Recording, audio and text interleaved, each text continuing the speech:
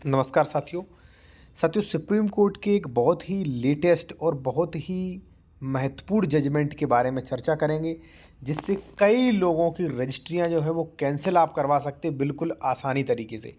ये जजमेंट क्या है, क्या कहता है, वो आप समझ लें साथियों।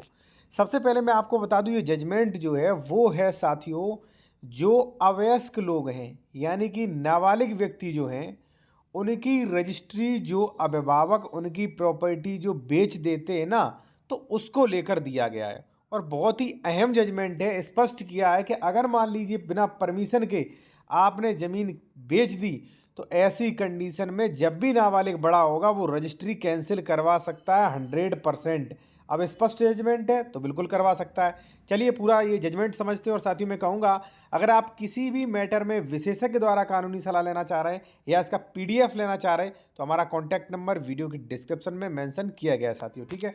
और जो लोग जूनियर एडवोकेट हैं, ठीक है, अब जैसे मान लीजिए उन्हें कई ड्राफ्टिंग की ज़रूरत होगी, जैसे मान लीजिए कैविएट है, ठीक है, ज़मीन का बंटवारा है, कब्जा हटवाने की रजिस्ट्री कैंसिल नियम ड्राफ्टिंग, ठीक है ना, दाखिल खारिज कैंसिल के लिए, ठीक है, यहाँ पे आप देख सकते हैं बेनामा सेल डीड कैंसिलेशन के लिए विस्तृत ड्राफ्टिंग, ठीक है ना। तो ये सारी ड्राफ्टिंग एवं नियम आपको इसमें मिल जाएंगे। अगर आपको ये लेना है तो स्क्रीनशॉट ले लीजिए, व्हाट्सएप नंबर हमारा ये दिया गया है, इस पर मैसेज कर सकते हैं। ये सारे टॉपिक की ड्राफ्टिंग आपको विधिवत मिल जाएगी, ठीक है। ये सभी टॉपिक मिलेंगे, देख लेना क्या क्या मिलेगा, ठीक है।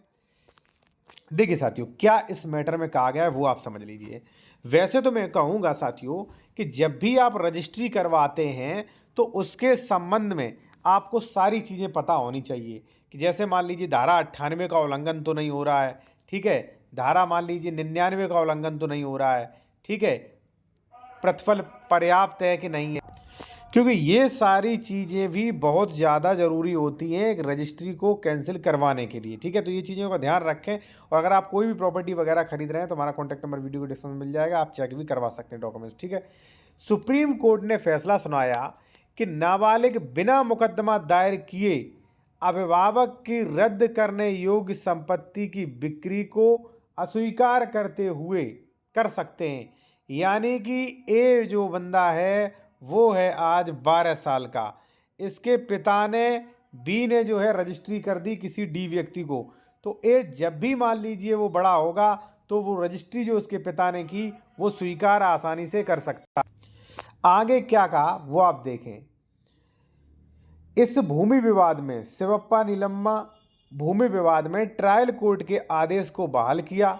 सर्वोच्च न्यायालय ने स्पष्ट किया कि नाबालिगों को अभिभावक की शून्य करड़ी संपत्ति की बिक्री को रद्द करने के लिए हमेशा मुकदमा दायर करने की आवश्यकता नहीं है, पुनः विक्रय जैसा आचरण ही पर्याप्त है। अब देखिए ये बहुत बड़ा मैटर हो गया, यानी कि भाई रजिस्ट्री कैंसिलेशन की भी आवश्यकता नहीं है, पुनः विक्रय कर सकते हैं, री रजिस्ट्री कर सकते हैं, जो कि भाई मतलब बिल्कुल इनवैलिड था वो भी कर सकते हैं। देखिए बिल्कुल स्पष्ट है, ठीक है।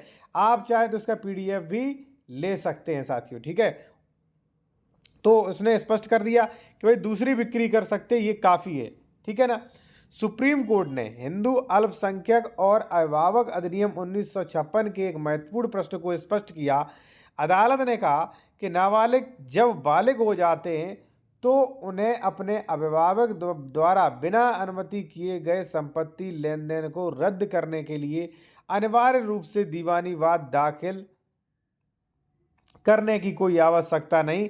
इसके बजाय वे आचरण से भी ऐसे लेन देन कर सकते हैं, लेन देन को अस्वीकार कर सकते हैं, जैसा कि स्वयं संपत्ति को बेच देना है, ठीक है। यहाँ पे पूरा न्यायमूर्ति यहाँ पे दिया गया है। पीठ ने देखा कि क्या कानूनन नाबालिगों से ऐसे सुनिश्चित लेन देन को रद्द करने के लिए अनिवार्य रूप से वाद दायर किया। न्यायमूर्ति मित्तल ने कहा कि प्राकृतिक अभिभावक को अदालत की पूर्व अनुमति के बिना नाबालिग की अचल संपत्ति बेचने का अधिकार नहीं है। देखिए साथियों, एक नाबालिग का सबसे बड़ा संरक्षक आप डिस्ट्रिक्ट जज को मान सकते हैं, ठीक है ना, क्योंकि डिस्ट्रिक्ट जज की बिना जो है बिना परमिशन के आप अगर रजिस्ट्री कर रहे हो तो रजिस्ट्री बहुत खतरे में आपकी पड़ जाएगी, ठीक है ना। यहाँ पे आप आगे देख सकते हैं, स्पष्ट मेंशन किया कि हस्तांतरण नाबालिग की इच्छा पर शून्य करड़ी होता है, ठीक है। मान लीजिए पिता ने बेचा और नाबालिग फिर नहीं वो उससे स्वीकार है तो वो शून्य हो जाएगा। अदालत ने पूर्व फैसले और विद्वानों के विचारों पर भरोसा किया। ऐसे उदाहरण दिए जहां नाबालिगों के मुकदमा दायर करने की बजाय बिक्री या दावा करने का विरोध करने सौदा अस्वीकार कर दिया। पीठ ने समझाया कि यह लचीलापन जरूरी है क्योंकि नाबालिग हमेशा इस बात से अवगत नहीं होते हैं कि उनके बचपन में अवैध बिक्री की गई है। हमेशा आवश्यक नहीं है कि नाबालिग वाद दायर करें। पीठ ने कहा बालक होने के बाद सौदे में प्रवेश करना भी अस्वीकरण का प्रमाण है कि भाई उसने वो अस्वीकार कर दिया। ठीक है ना। तो ये बहुत ही बड़ा जजमेंट साबित हो सकता है साथियों। अब देखिए जजमेंट जो होते हैं वो काफ़ी बड़े होते हैं, 25 पेज, 26 पेज। तो जो उसका पूरा निचोड़ जो है वो मैं इसका लाया हूँ कि भाई ये इस चीज़ इस जो जो मामले में जो है ये चीज़ें निर्धारित की गई हैं। तो कहीं ना कहीं ये बहुत काफ़ी अहम जजमेंट है साथियों। तो जिन लोगों के मान लीजिए वो नाबालिग थे, रजिस्ट्रियाँ कर दी हैं, तो उनके लिए तो ये जो भी मान लीजिए जजमेंट है काफ़ी महत्वपूर्ण है भाई। कैंसिल हो जाएगी इससे 100%। आप देख सकते हो बिल्कुल स्पष्ट मेंशन किया है साथियों। ठीक है।